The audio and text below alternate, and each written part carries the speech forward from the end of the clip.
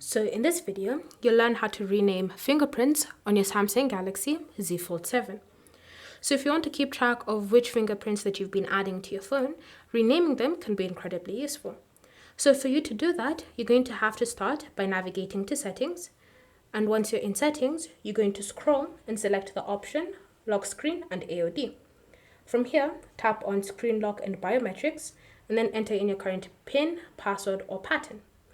Next, choose the option Fingerprints, and then you should see all the fingerprints currently added onto your phone. So in order for you to rename it, you have to start by selecting a fingerprint, and then the keyboard should appear, as well as the fingerprint name, default name being highlighted. So what you're going to do is just erase what's currently there, and then give it your own custom name. So for example, this is right hand thumb.